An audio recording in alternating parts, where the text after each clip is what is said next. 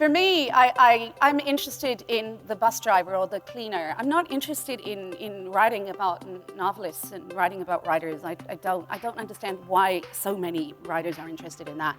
But that's okay, because I never agree with anyone. So, and they're leaving all the bus drivers and cleaners for me, so that's great. And I just like to imagine rich inner lives, because I know these people have rich inner lives. I know that, I mean, George Eliot, Jane Austen, all these writers gave people status on the page that they did not enjoy in life. This is not precedent setting.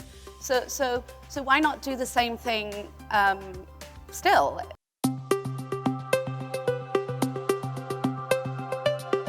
To the Harbour Grace excursion with the voice to have. Books really saved my life.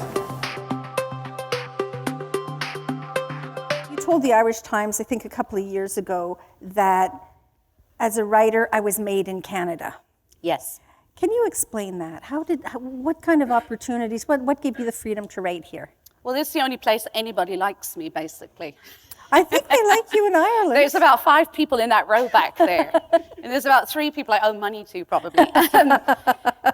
No, I'm being facetious. Well, you know, I wrote in Canada. I did write in Ireland. I wrote a play in Ireland, but I never wrote the way that I write in Canada. And I think that possibly it's just my own neurosis that is obviously sizable. And that, you know, Ireland is a very patriarchal culture historically. Yep. It's starting to shift, thank God. But literature is also incredibly patriarchal there. In fact, I did an event with the lovely Andre Alexis last week in Vancouver, and he pointed out that as a Canadian writer, his I don't know if he called it mentorship, but the people that he read were women, Atwood, Monroe, and he listed a whole bunch of them. And I said, this is so interesting, because for me, it's like the 12 male heads. It's like the Last Supper, the literary apostles, you know? Yep. And of course, there were many Irish women writers, but we just didn't really hear so much about them. So I feel like I was very kind of nervous and anxious, and I'm still nervous and anxious, but, you know, it's Canada, so, you know, it's a good nation to be nervous and anxious in. A better nation to be nervous and anxious in is Argentina. So, you know, if you're in Canada and you're finding it hard to write, you know, and you're finding like your literary forebears are, you know, or making you nervous and anxious, then just go on down to Argentina. I think it's very good to like move countries. I don't actually recommend it, but the other thing is I think there's a lovely system of mentorship in this country. And I also like that there's, I mean, to some extent, like, the stakes are lower in Canada, right? In what sense? Well, because in America, there's just so many people, right? And also the publishing world there is just impenetrable, as far as I can see. A lot of people would say that the publishing world is impenetrable here. I don't think anybody who's dealt with British publishing would say that. I mean, I think It's a matter of degrees. Well, I think we are just so blessed and loved and lucky in Canada with our publishing. We have important that we have like a sense of cultural citizenship, and we have independent funding from our taxpayers to support the production of Canadian literature in whatever form that takes. That doesn't necessarily mean, you know, you've got to be writing about a bathtub in Oakville to be considered Canadian, right? You can be writing about, I don't know, Ullapool weather forecasters. Or Martin John. Yeah, or, I mean, I do consider... Euston Station. Yeah, I just feel like I am made in Canada. Okay, I might have been like born and fermented and brewed, you know, elsewhere on a different cooker, but I've also had phenomenal support from Canadian women writers here, especially, who've been very, very kind to me, a number of whom are in the audience. I don't know, I just guess people maybe have to go wherever they go. I know Andre did talk a lot about this, though, because he is very much a Canadian writer. Obviously, he's Canadian. Absolutely. You know. The voices in your book, though, are, to me, very Irish. Right. Is that by design? Is that just the voice that you write in? Is that... Well, I think I write Hiberno English, because Hiberno English is my mother tongue, because my mother speaks Hiberno English. I don't know if the voices are Irish per se. To me, Bina could be in Buenos Aires. Bina could be in Dawson City. Do you know what I mean? I think But the turns of phrase, it seems to me, are very yeah, but Irish. it's not anthropologically. It wouldn't be an exacting rendition of a particular woman at a particular moment because it's fiction, so we make it up. So I think it's true. I also believe Blanchot said, the writer is the first reader of the book. And so in essence, I probably have zero insight into what's in this book. Everybody in the room can probably tell me a great deal more about it. And that's actually what happens. What I thought was interesting was Bina, like Martin John, were characters in your very first book, Malarkey. And you've pulled them out. And Phil, one of the main protagonists in Malarkey, has sort of a very important, very crucial, but understated role in the book. Why all the characters coming from Malarkey? Was that intentional? It was provocation, self-provocation. And actually, I discovered today, when I was talking to another man, not that tall man, I didn't see this man, he was on the telephone interviewing me, potentially a tall man, so in Malarkey... It's metaphoric, isn't it? I'm telling you. So in Malarkey, there's one single footnote in that novel, and it says, see Martin John, a footnote novel. Well, of course, I hadn't written Martin John. I didn't know, was I ever going to write Martin John, a novel? So it was just self-provocation. I like to kind of, poke, and I like to invert things. So then if you go to Martin John, the entire novel is one single footnote to Malarkey. And I was curious about that. I was like, well, there has to be a novel, has to be one footnote as a novel, and I couldn't find one, so I wrote one. And then in Bina, there's quite a lot of footnotes. But the footnotes, so it's like solid, even bigger, and then totally fragmented. And that's just the footnotes. They're not actually that significant. So it was sort of a Balzacian thing. I mean, Balzac does that in his novels. He picks people up, not the coffee shop. I love the coffee shop. We don't have the coffee shop in Vancouver. That's another reason to move to Toronto. So Balzac does this. He has characters that he picks up and then brings them in other iterations. I originally conceived of the novels, I thought I would do a quartet. I'm very influenced by music. So I had Malarkey, a novel in episodes, and then I had Martin John, a footnote novel. It felt to me kind of like a two-beat note, and I wanted to make like the four-beat note. I guess that's a whole note. So I had this idea, okay, I'll do a quartet. So the actual plan was I would write two novels simultaneously, Bina and another novel, which I did. And the idea was I would publish them simultaneously, because previously I'd had this two-note, this diptych, and I thought, how about having two novels that are read, published at the same time and read in whatever way the reader wants. And I think Canop Canada are really glad I didn't do that, because it's a nightmare to try to conceptually it was a really good idea. The other thing was when I finished the draft of Bina, she just, she's some woman for one woman. And I thought, well, why am I trying to subordinate her to another novel? And I realized, well, because I'm just so socially conditioned to think that it's not enough to have a woman for 320 pages. Well, that's the thing. I mean... it has to be somehow, it's not profound enough. And I realized, well, you're just, Well, she and Phil, they both sort of turn that on their head, don't they? The idea of what women's roles are supposed to be as caregiver in Bina's... Accidental caregiver Accidental in Bina. caregiver. As being questioned by men, being told what they think, what they should do, how they should deal with things by men. And having all of this in her own voice is very much a brave and a brave act on Bina's part, don't you think? Yeah, I recorded the audiobook for Bina. That's the first audiobook I've had with my books. And as I was recording it, I realized, because I had to read it, and it's very technical recording an audiobook, so I wouldn't be, recommending it to anybody as a hobby. So I realized, God, there's something almost a bit Beowulf about Bina. Like, when you spend years with a book, you kind of are so in it, you can't see it. But then, you're standing there with a microphone and, a man saying, your stomach's gurgling, you have, because that's what happened. You have a little more, of a framework. And I was like, yeah, man, she's starting to remind me a bit of Beowulf. And I realized actually afterwards that was kind of, I'm never really pleased with anything I do. I always worry about my novels. I'm never really ever satisfied with them. But I was a little bit chuffed.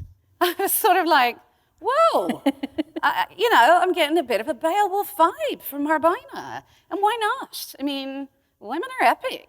I don't know. I mean, you only have to get to know a few of them. And I come from a long line of sort of short-legged, batty women who are a lot more interesting than me. I mean, I know lots of Binas.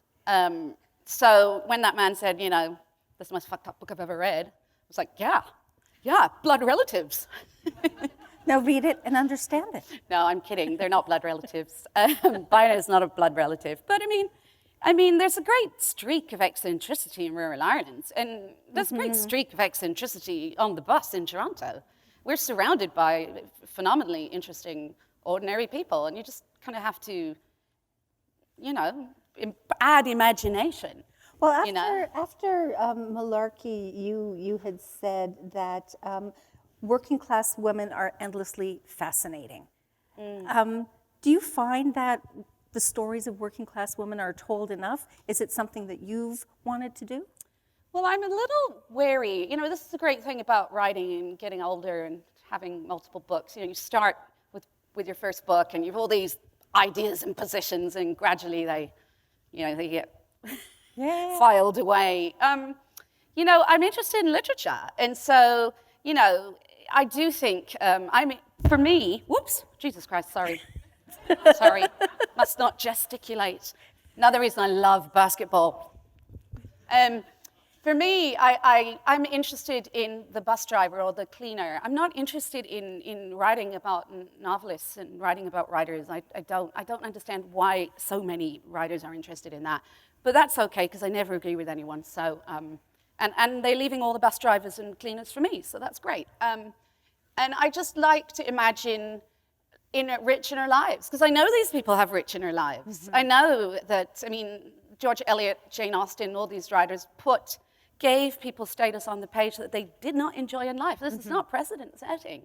So why not do the same thing still? And I like the ludic. I like the playfulness. And I like that in Latin American literature. There's a great sort of playfulness in language and ideas.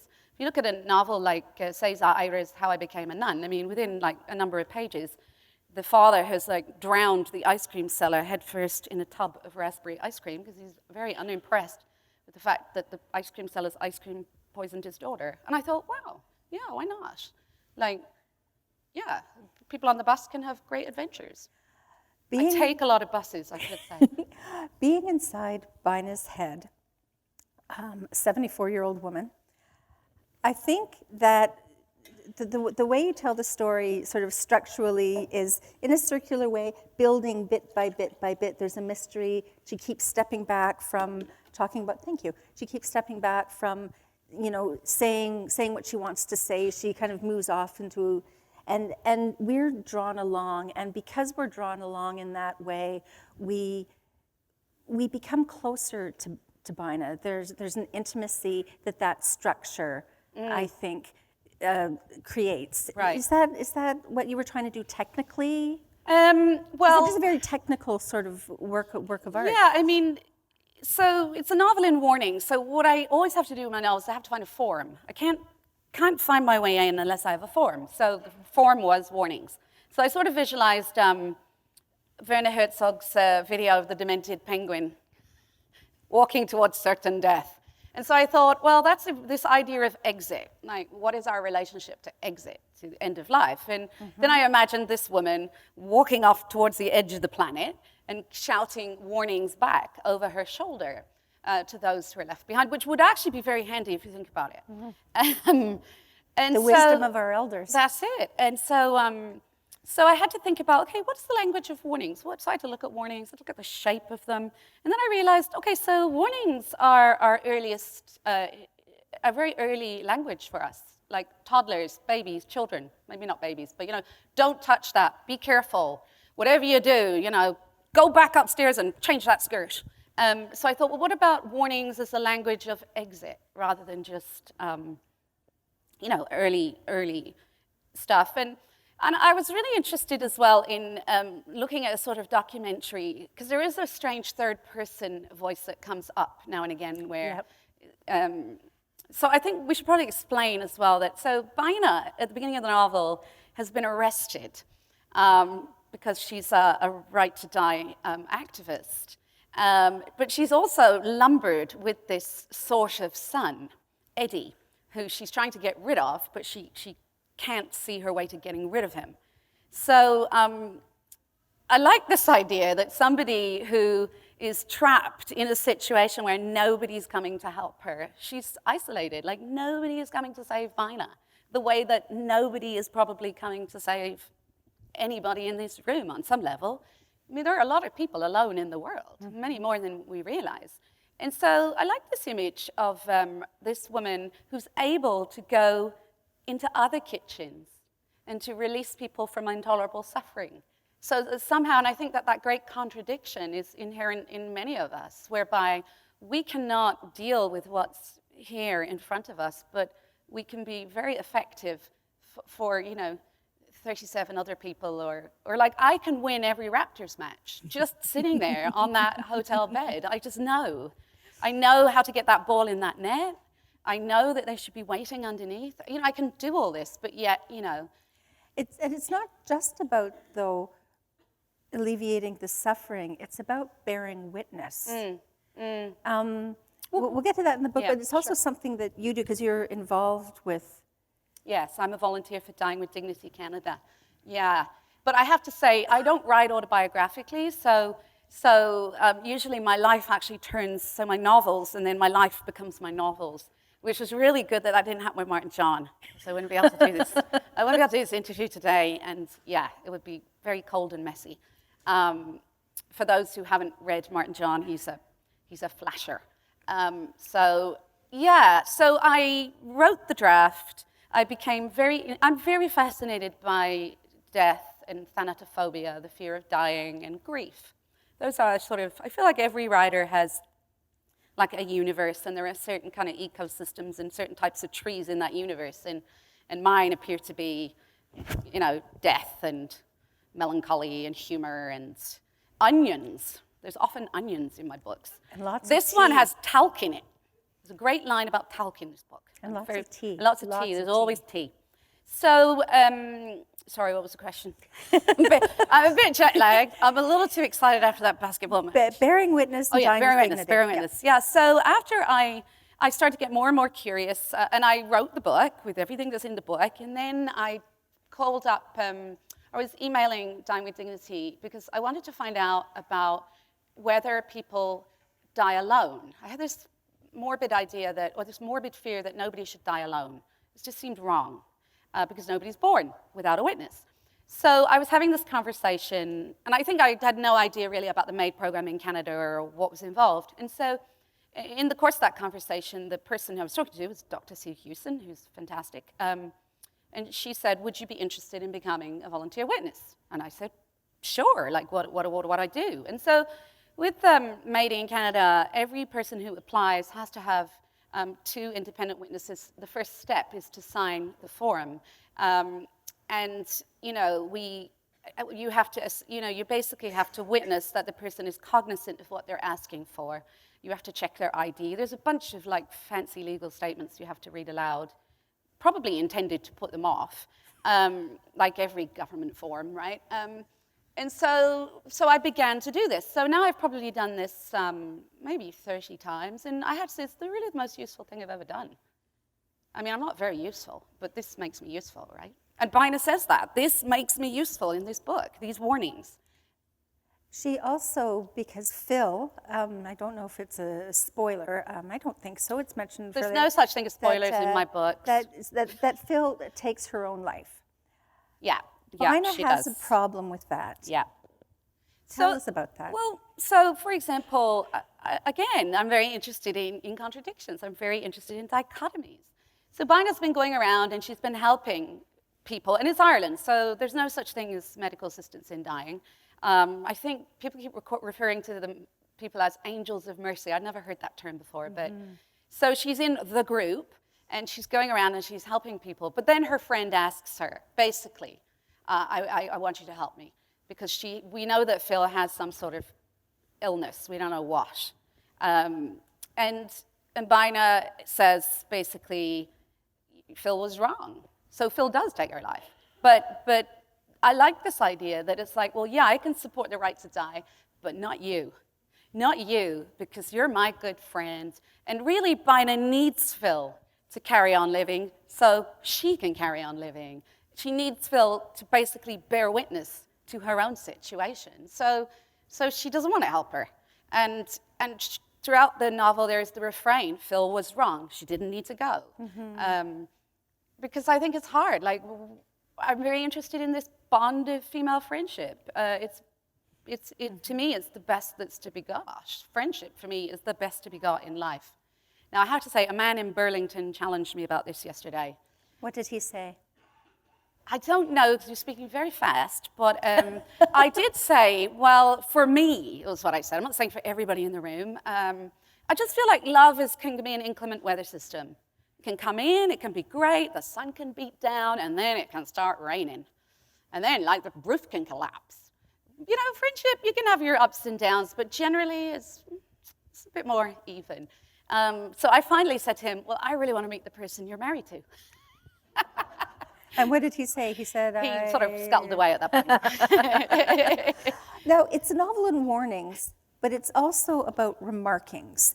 So both of those things get at what a novelist really is trying to do, don't they? They warn about what can happen, they remark on what is happening, and they give you a point of view, or they give you a way, they don't give you a point of view necessarily, they give you a way of looking at the world. Is that, it seems to deconstruct the narrative for me. That's a very interesting observation. I hadn't actually thought of that. I think the distinction in the novel between warnings and remarkings are the point when Bina says, my name is Bina, my name is still Bina, and these are my remarkings. Essentially, she's realized, she's given up, right? But given up in a glorious way. She's caved in that beautiful Beckett way of saying, well, I'm just going to bear witness to just how absolutely awful things are, and I'm going to carry on in the full knowledge of how terrible they are. So that was the distinction. I also like the idea of, I kind of thought of Bina and her inner world as some sort of theatrical space as well. So I quite like this idea of choruses and you know, what are the acts? They're not acts, but those were more the ideas I was, and also like the idea that, you know, she does say, you know, some warnings have remarkings in them, and some remarkings are full of warnings. Again, it's a lot to do with the interrogation of language. I'm just fascinated by how can I find a language? Every book, where and how can I find the language that can become this book? So I'm not really interested in things happening or not happening, or I was on a panel with recently said something about arcs and motivations. I was just completely bamboozled. Like, what? And I just read this very interesting book about narrative design. I think it's Jane Allison wrote it, and her premise is that the traditional standard narrative arc cannot do honest and proper credit or justice to the human experience. And I think that has been my experience as a novelist, and that is my experience as a reader, because I'm a reader before I'm a writer. And you jump back and forth, and it becomes circular, and if you're trying to figure something out in your head, you'll go back and take a thought, take an experience, and look at it through, okay. Yeah, if you think about memory, or you think about remembering things, you're not remembering in a sequential manner. I mean, if you are, I don't know if anybody's going to hang around and listen to you, because it would be kind of tedious, right? Well, that depends how, you know, interesting you are. I suppose... you know, this is just a very interesting point. I actually saw Bina, there are a couple of devices that are used, because I'm interested as well in how can you create propulsion but without plot. And so you can create propulsion without plot, because I guess I just did it, you know. You can get back to me if you disagree. And so she has a couple of devices. First of all, you know, they're coming for her, just like they were coming for Martin John. So she has the red dot. At the beginning of the novel, she says, you'll know when this is ended because you'll see the red dot. And anything that happens after the red dot is not my doing. So she sets that up, and then she's eager for us to get to the red dot, but things interfere. So that, I think, creates propulsion. And really, the last third of the book is a pure page-turner. So Well, I do not know what's wrong with that man who says this is the most effed up book he's ever read.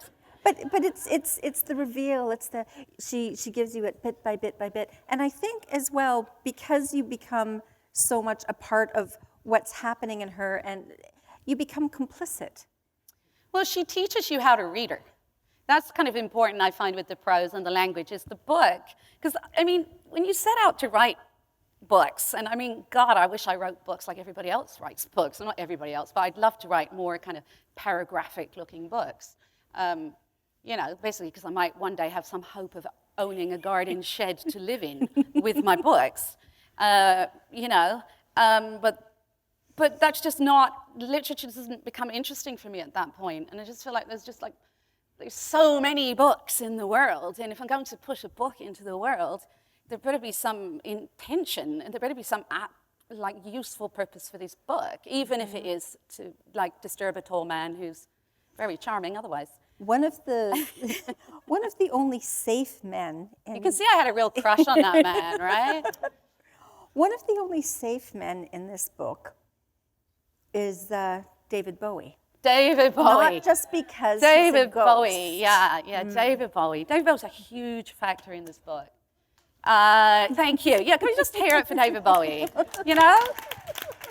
I don't know about you, but I feel like David Bowie has given a lot of us a lot of things. So, you know, I thought about the way I'm so sorry for shuffling around on this chair, but one of the problems with being short is that if you sit back, your legs don't reach the ground.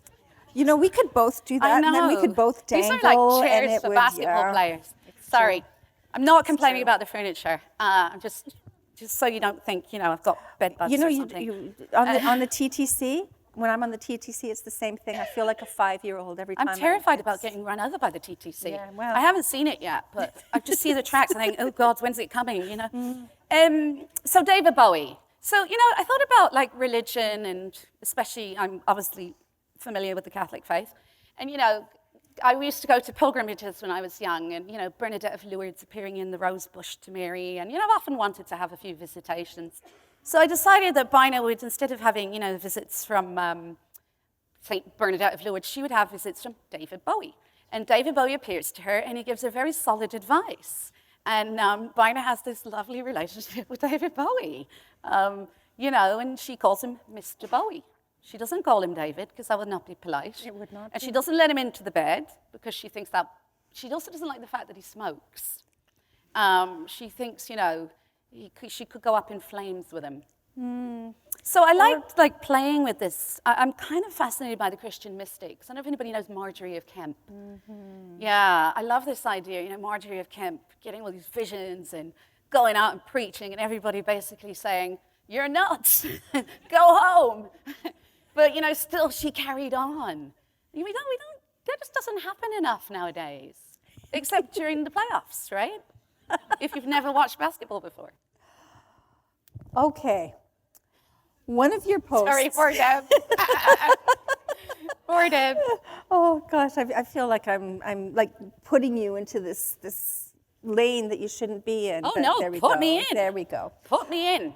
One of your posts was about, well, there's a whole series of posts earlier, or I guess late last year, early this year, about books it was in Marie Kondo, right? And the idea that throw anything out that doesn't bring you joy. Only keep things if they're going to bring you joy. Right. And your point being that books aren't supposed to bring you joy necessarily. Well, I mean, I have no expertise or information on tidying up or being messy, really. Mm-hmm. I'm busy writing books and obsessing about basketball. And so I just feel, as a working writer, as somebody who's very invested in literature and very invested in language, I just don't think you should be chucking your books in a skip. I mean, there's lots of other things to throw out. And the only books you really need to throw out are the ones you probably shouldn't have bought in the first place. I mean, everybody goes to those little free libraries, which is always full of bad self-help books, or strange, peculiar diet books, or books with sort of, car parts in them. I mean, some of them are very useful. It's not just about throwing out books, though. It's about about the role of books. Well, it's also about the value that we place on art and literature. So the idea that this would somehow be emancipating to go through and completely, decimate is the wrong word because that would only be 10%. But I just don't even want to imagine more than 10% of your books getting hoofed. I just find that depressing, frankly. And I love Marie Kondo. I think she's fantastic. I have no problem with her. I just don't think you should throw out your books. Do you think it says something? I'm sorry. Don't throw them out. I swear, I lost this virology textbook. I have not been right since the day I lost that book. Because you it's diseases, right? I thought, I found it at the medical library. It was thrown out. I thought, oh my God, virology. I kept it. And then I had that possibly Marie Kondo moment, where I thought, what the hell am I doing with a textbook on virology? Oh my goodness, yeah. Terrible. I'm not right since I lost that book. Do you think it says something about too many readers expecting easy reads these days as opposed to looking to a book to challenge them? Well, yeah, I think, personally, I have great faith in readers, and I think we severely underestimate readers, especially in the publishing industry. Although the publishing industry has been very good to me because here's this challenging book about a woman for 320 pages, so I can't be down on the publishing industry. But I think the idea that books are designed to placate you is a very strange one. I mean, historically, go and look at the history of literature.